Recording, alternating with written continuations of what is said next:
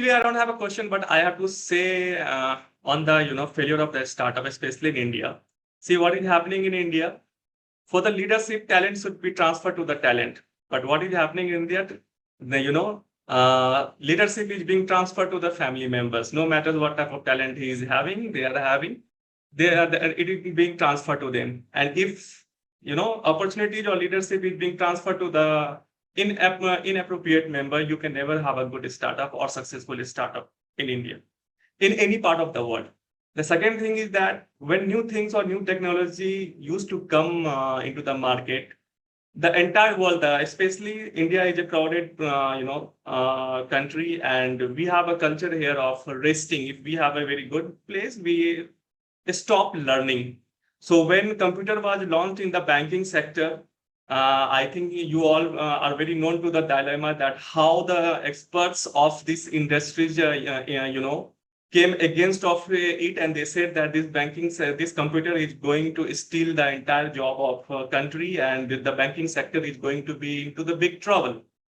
That was not the truth. The truth is that the people who are having a very easy life, they were not interested in learning, and they have just hoaxed the entire system like a spider cop, and they thought that if new technology will come, the new generations have the sharp mind, they have a better in knowledge than us, and they are going to take our opportunity. So they were not interested in learning, and the same thing is happening these days. Especially, what is the problem with the startups today? That most of the startups don't have the proper fund, and when they go for the seed fundings, they are very much misled there. You know how seed funding is done in India. Suppose that if you need 100 rupees, they will tell you just yes, I'm going to give you 200 rupees, and they will give you around 10 rupees or 15 rupees, and they will say you that now start after 1 year, or after whenever you will need the money, you will get the fund from us. But when you need the second step of funding, funding, they will tell you that no, we are not going to give you the fund because you have not given the results. Just imagine when the startup started, they were having expectations of rupees 100 in their pocket or in their term plan. But when someone invested rupees 10, they are now expecting the result of rupees 100 or 1000. They have invested rupees 10 and they are expecting the result of 1000. And that is the only reason. See, every startup, they don't have the experience. They used to remain in the learning phase. And that is where, they fail. But it should be the responsibility of the funders. It should be the responsibility of the experienced people that when they are investing, they should keep in mind that a startup who is working on that, they should be paid a first salary. And most of the startups in India are not getting the salary that they deserve. They remain in tension. They are not able to fulfill their own needs. As a result, startups used to fail. And when someone is having a very good investment with their father and mother, if you, I'm giving you example that if you are getting any project from the government, and that is only for the recommendation, that should not be a success of a startup. That is the illegal use of the power you are doing in any country. So I don't know why startups are being blamed every time for the failure, but we should see that what is the scenario in any country. And we have a very unfortunate ambience in our country that any flop actor or actress family members are getting more followers than any startups. And the vitrolic truth of the startup is that when you will start, your own family will become your enemy. It's everyone is looking out for the job, but no one is there to support their startups. So we have to think, we have to change our mindset, because only organization or startups are the future of any country. More the companies you will be having, more the employment you will be having. And see the condition of India, it's really horrible. Employment is going to be the biggest problem of this country in future. So we need to think again and again before blaming any startup, and we should just research that why startups are being failed, why it is not being succeeded. That's all I have to say. Yeah, that's definitely there. And in fact, I'm seeing the chat. Yes, there are a lot of legal issues also. There is a lot of funding issues also, a lot of procedures. We are not denying that. Those are subsequent challenges. The first challenge, and where our focus should be, is my idea worthy of a startup? That is the question which I was addressing. Okay. Now, I may have a fantastic idea. it may not be commercially viable. I will not get funding for it. Okay. So there are, along with ideas, being a startup is one very small part of the canvas. An idea has to be viable. It has to be something which is the need of the hour. It has to address the requirement of society at that point of time.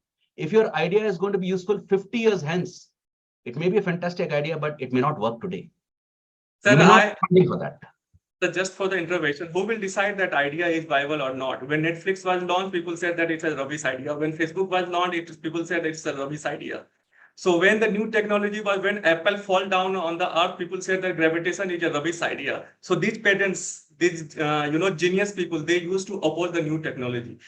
Don't you think that if someone is having any idea, government should take, government should have a look on that. They should invest there, because we have a budget for research and development for the entire world.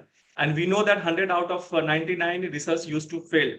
But when Elon Musk used to, dump a satellite, that's, oh, wow, he's a great man. He has done lots of, he has seen the failures, and now he's having a success. But a common man, if he will lose, he's a loser. He's not having a good idea. So who will decide that these ideas are wonderful? And we have seen idea has created the miracles.